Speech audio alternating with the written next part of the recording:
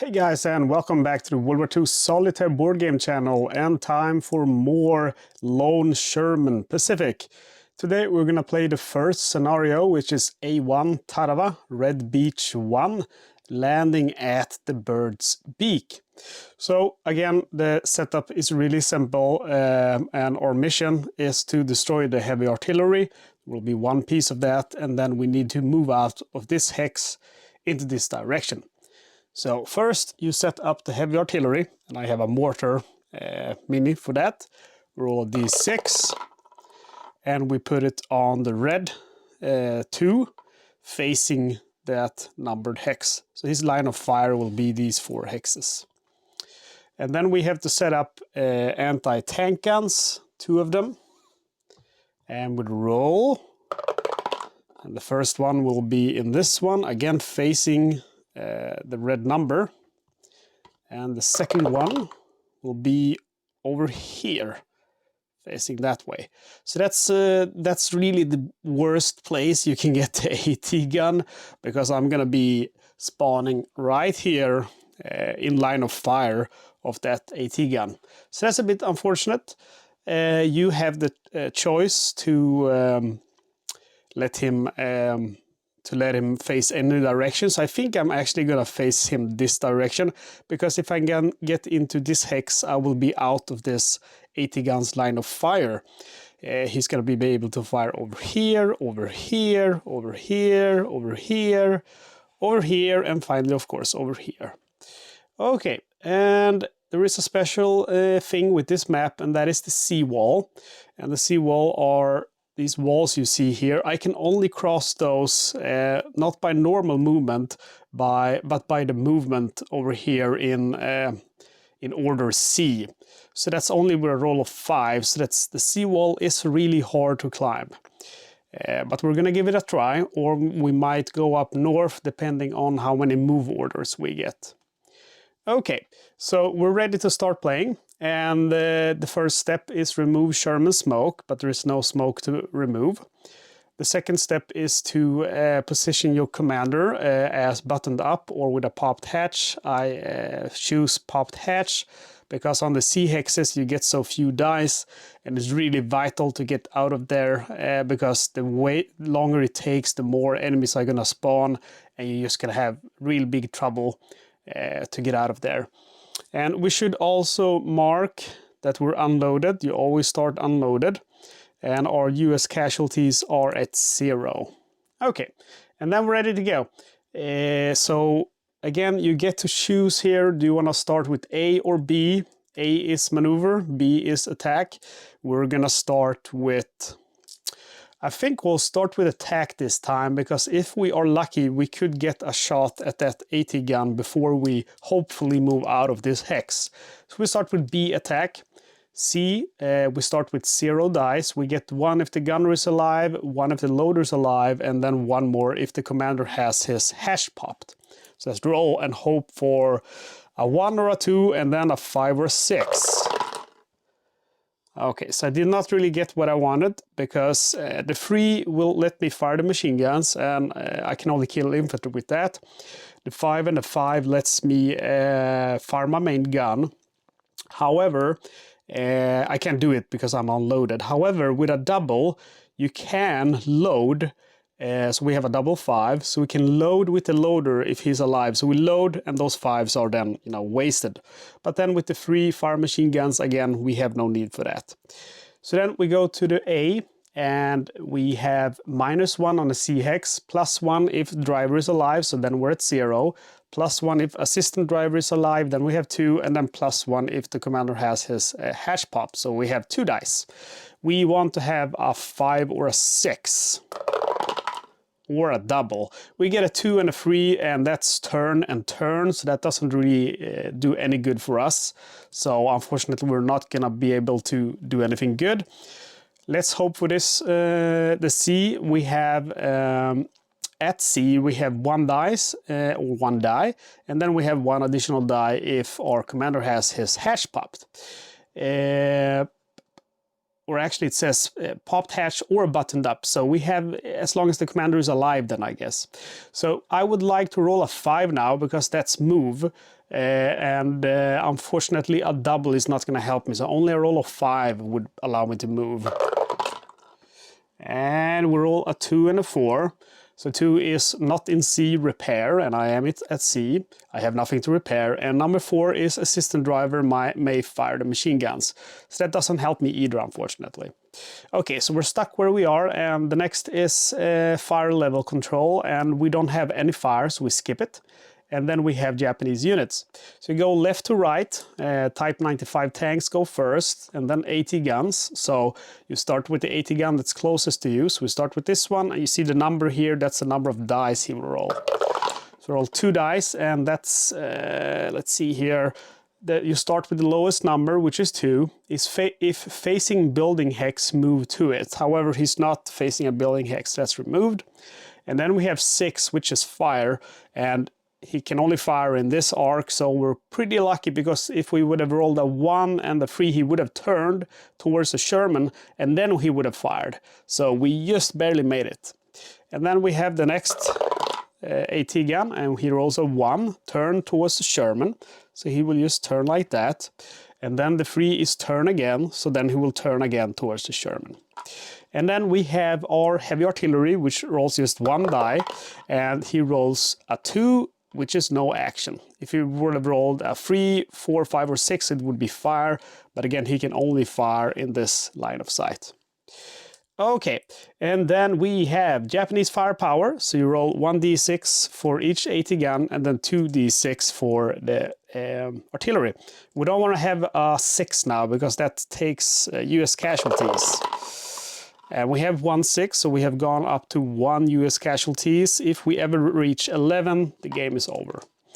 And then we have the random event, which is at the end of every turn. And this is also something that's going to make you want to finish the mission as quickly as possible, because the vast majority of random events are not good for you. Anything over 10 is good, or anything over 9 actually. We get a 4, which is sniper fire. If commander has his hatch popped and in line of sight of any infantry at any range, he's then killed in action. Lucky for us, there is no infantry that has spawned just yet, so we actually survive. And that's the first turn. So we go now to the second turn. We have no smoke to remove. We remain with the hatch popped for the commander. And again, we start with attack. This time we're loaded, so we could get a shot at that AT gun. So we roll 3 dice. And we roll 4, 6, and 6. Okay, so with the 4, we fire the machine gun, but we can't do that. And then with the double 6, we could use it for any action, or fire the main gun or load. But since it's a double, but then the 6 is fire main gun, so it doesn't matter if we use 1 6 or 2 6s to fire the main gun. But we're gonna fire the main gun, so we're gonna fire at the AT gun. Okay, so the size of the AT gun, we will find that here, and the size is 5. So to hit, you have the target size plus distance away. So the size again is 5, and it's 1, 2, 3 hexes away. So that's an 8 that we need to roll with 2d6. However, it is also in a building hex, or a tree hex actually. So that's a +1. Target through or in trees, each hex. So that's a 9. So we need to roll 9 or higher with these to actually hit. And we roll a 12, so that's a perfect score. So that means we have hit. And that's pretty cool. Then you take damage, and you take the armor value of the AT gun. So we're not firing at its front. Let's see here. The AT gun's front armor value is 8. And then front side is also 8. So we're firing at the front side. So we need to roll 8. However, then you take minus your AP. So I'm in a little Sherman, probably a 75mm. So the AP value is just 2. So you take then the armor value, which is 8, minus 2. So that's a 6. So we need to roll 6 or higher to be able to destroy this AT gun. And I rolled 4, so unfortunately my 75 mil, probably AP I guess, bounced on the shield of that AT gun, so oof, really unlucky, but we almost got him. Okay, so I'm now unloaded since I spent my round, and we're gonna roll now for the movement. We roll 2 dice. And this time we did get a move, that's perfect. We also got a turn. So we can use them in any order. So we start by moving and then we use the turn like so. And then we have the C, so we roll 2 dice. And we roll a 5 and a 2. And the question is now, let's see, if I move in, yep, I'm still not going to be in line of fire. So I'm going to use the 5 to move, and the 2, which is repair, is skipped, of course. Okay, and let's see what we have then. Fire level is skipped, so we have the Japanese. We start with the AT guns. We start with this guy.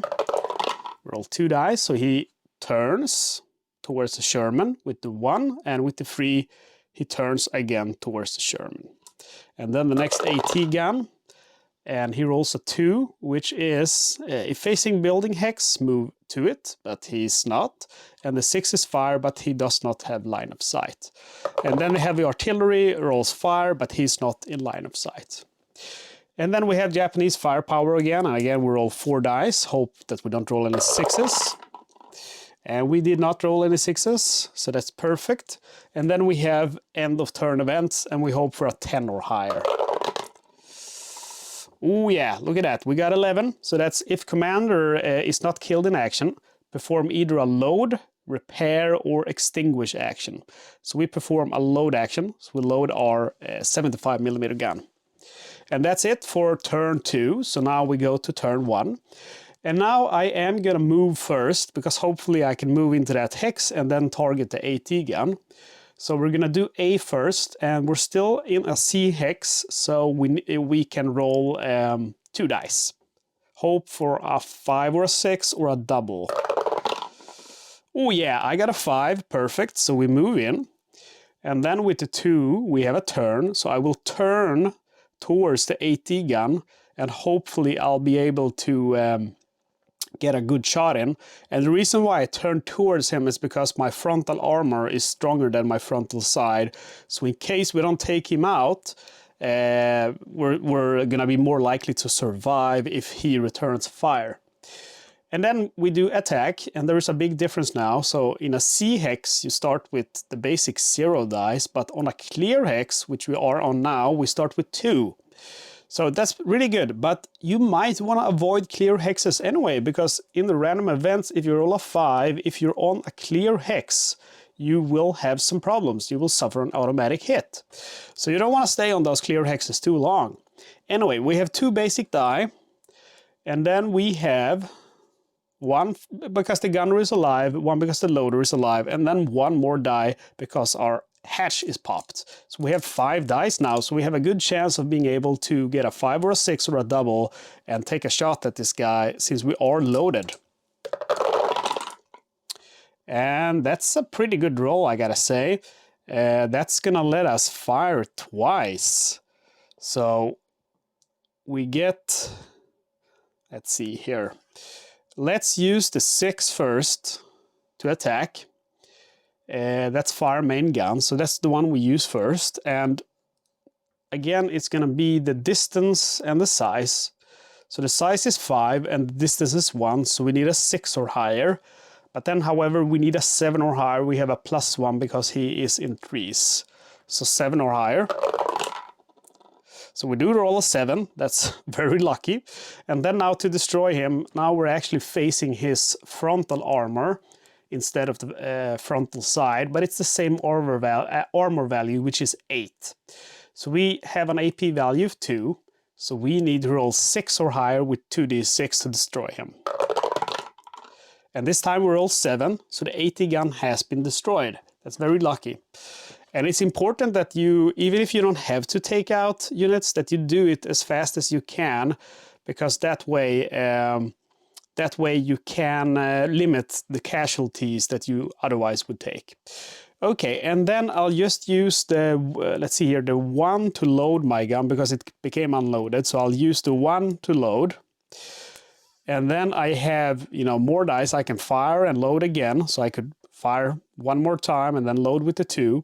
And then even fire one more time, so I could fire 3 times in total. However, those enemy targets are not within my line of sight. Even if I was standing here, the buildings would be blocking my line of sight.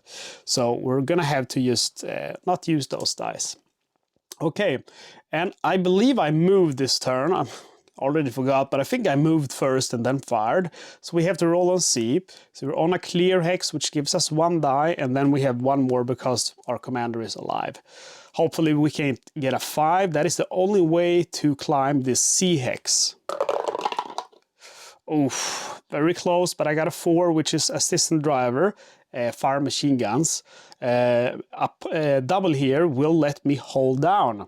So I'll just use one of these counters from American Tank Ace, which is dug in, showing that I'm hold down. And that's gonna be it. Unfortunately, I could not climb, so that's a bit of a shame. Then we have fire level, we are not on fire. And then we have the Japanese units. We start with the AT gun. Here also 1, which is turned towards the Sherman. And then here also 5, which is fire, but he does not have line of sight. And then we roll for the artillery, and we roll 4, which is fire, but again, he does not have line of sight. And then we have Japanese firepower, so this time it's going to be 3 dice. And 1-6, we have taken 1 US casualty. And then we have end of turn events. Let's hope for a 10 or higher again. And we got a 6. Well, that's good because I was worried we would get a mine. But a 6 is still not very good because it's a Type 95 tank. So roll a d6, place on matching blue number hex with no unit on it, facing the number, no re-roll. So roll a d6 and hopefully you don't get a 6, we get a 5. So we place a Japanese tank on that location. And again, I think he's gonna face the number. Yes, facing the number. So he is facing this number here, so maybe we can flank him and take him out. Let's see. And that is the end of the 3rd turn. We go to remove Sherman smoke, but there's no smoke. We go to mark as buttoned up, but we're not going to do that. So I think we'll start with movement. And again, we get to roll 5 dice. We have a clear hex. That's 2 dice. 1 because driver is alive, 1 because assistant driver is alive, and 1 because we have our hatch popped. So 5 dice. And let's see what we got. We have, that's a 1 reverse, that's unfortunate. So what we can do is, I'm not going to use the 1, but I'll use the 2 to turn. So we'll turn like so, and we lose the dug in status. And then I'll use, see here, I'll use the 5s, the double 5s, to turn with the assistant driver. So we turn like so, and then I use the 6 to move. And then we roll for our gunners, and again we get to roll 5 dice. So let's hope that we get a good roll now, because I want to take out this Japanese tank. And I think that's probably a good roll. Let's see what we can do with this. It's only the 4 that I don't really need, so I'm just going to remove the 4. I have no need for that. We have 2 fire the main gun, and we have 2 loads, so we can fire a total of 2 times. That's perfect. So let's start with using the 6 to fire the main gun. So the size of the Type 95 is 5, and he is 2 hexes away. So I need a 7 or higher to hit him. And I roll a 7, so let's mark our gun now as unloaded. So I have managed to hit him. His rear side armor is 7, and my AP is 2. So I need a 5 or higher to destroy him. And I roll a 10, so we have managed to destroy that Japanese tank. Wow. And then we use the 2 to load our gun. And again, we're not, okay, we are actually in line of sight of that AT gun and the mortar or artillery. However, the building here blocks our line of sight, unfortunately. Okay, so we're gonna go ahead and roll on table C now, and hopefully we can get a 5 and move. We get to roll 2 dice. And roll a 1 and a 2, so that's gonna be extinguish fire or repair. We have no need for any of them, so it's done. Roll for the AT gun. 6 and 1. 1 is turned towards the Sherman, and he's already facing my Sherman. So it says here you have to look at this list. If directly facing Sherman and facing hex is inaccessible, turn to face an accessible hex. However, that's only for the guns. So for the tanks. So with the AT gun, I guess that you don't do it. Let's see here. 1 face towards Sherman, random. If facing building hex, move to it. So I don't think he's gonna move, and he can't fire with the 6 because blocked line of sight. And then we roll for the heavy artillery. He gets fire, but I'm not in line of sight. So then we have Japanese firepower, and this time we roll 3d6. Oops, we got 1 6, so we have now taken 3 casualties. And then we have end of turn events, and we roll a 9, which is infantry. So we will roll a d6 and spawn 1 infantry. And we roll a 4, so the infantry is gonna spawn over here. That's too close for comfort, but maybe we can deal with him if we are lucky. Okay, and that's gonna be the end of the turn. So we go back to phase 1.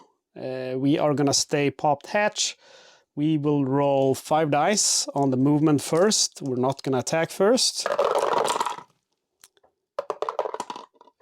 And let's see what we got. Okay, so we'll use the double 1, or maybe we should use the 3 actually to turn. And then we'll use the 5 to move. And then we'll use the 2 to turn. And we'll leave it like that. And then we roll for attack, and again we roll 5 dice. So let's hope that we can fire the machine guns now, because that is, you cannot hit the infantry with your main gun. So that's 1 machine gun, and then we have 1 double. That's not really going to help us out. That's unfortunate. The doubles again can only help you fire a main gun or load. So the 2s here and the 6 is really wasted, but the 3 is firing the machine gun. Okay, so the firing the machine gun is not as simple as it might sound, because you only get to roll 1d6. So the size of the infantry is 2, the distance away is 1.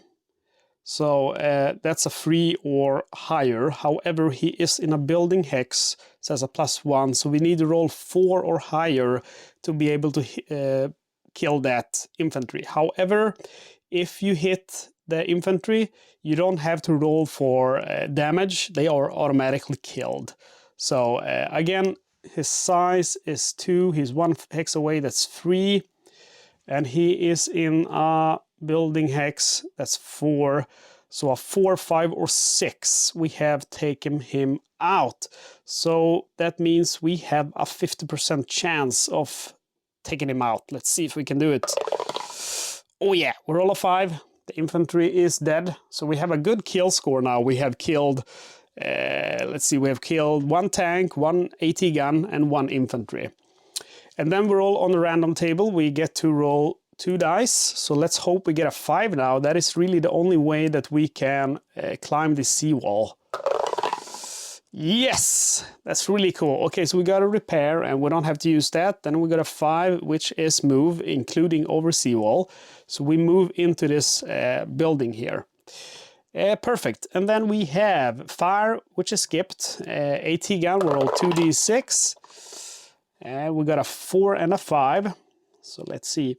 4 is fire, 5 is fire, but I am not within line of sight. And we just skip rolling for the heavy artillery since we are not in line of sight. And then we go to Japanese firepower. We roll 3d6 again. And I'm really unlucky with this firepower. We lose 2 US squads, so we're down now to, we lost 5, so we can lose 5 more before it's over.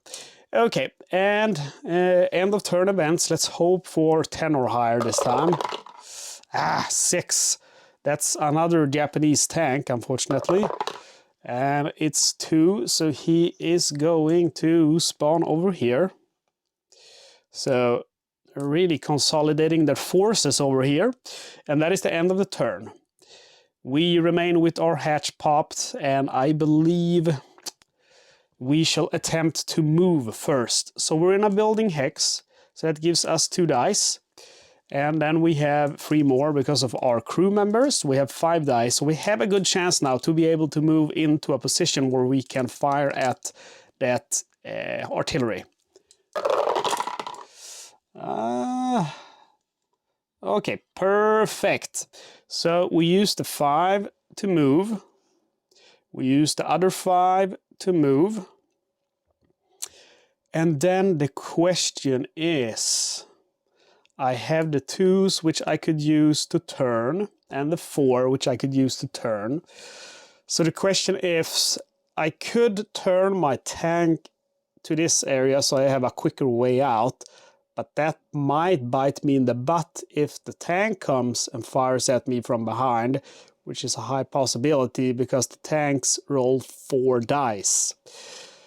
So that way it might be better to actually face this way, target the heavy AT and then turn and back away or reverse away. I think that's how I'm gonna do it. I think that's a smarter choice. So we'll turn towards the AT gun and then we get to roll again.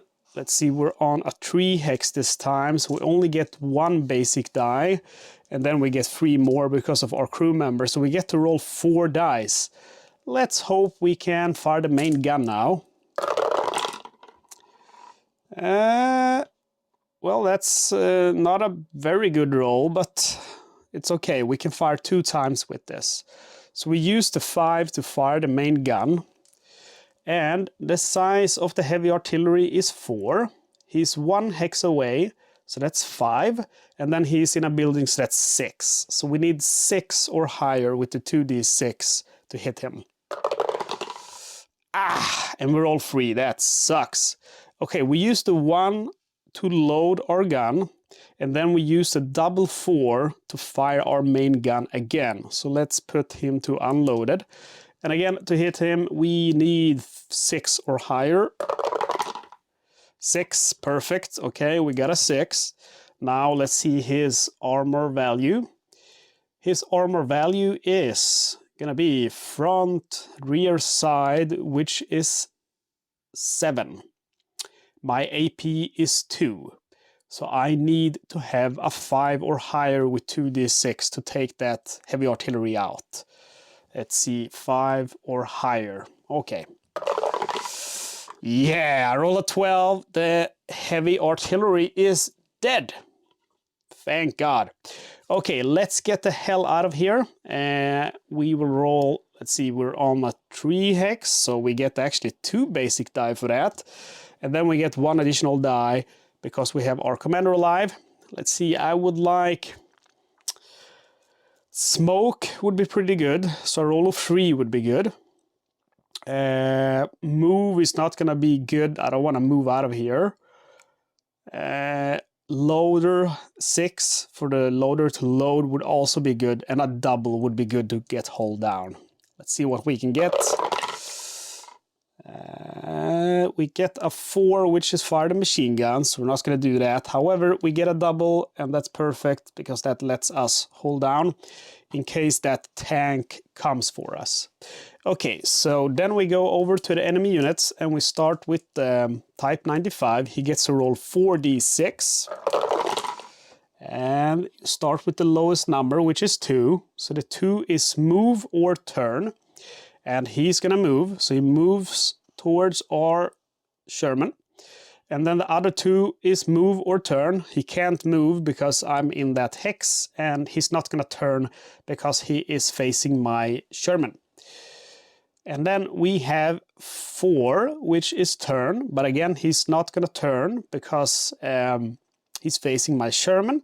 And the 5 is move, but he cannot move, so then instead he will reverse. Haha! Okay, and then we have the AT gun, 2d6. 1 is turn towards a Sherman, and 6 is fire, which he will not do. Okay, but he's getting lined up here to take me out as I attempt to leave. And then we have Japanese firepower, roll 2d6. We have, let's see, just let me confirm that, 1d6 per AT gun, 1d6 per tank. Okay. And of course we roll 1-6. We're up to 6 casualties now. And then we have end of turn events. And roll a 4, which is sniper fire. So that's really dangerous, but there is no infantry present, so I am okay. So that's good. And random event where nothing happens, that's always very good. Okay, so it's a little bit unfortunate that he reversed. I guess he got scared when he saw my Sherman, because otherwise I could have started now with attacking and then I could have driven away.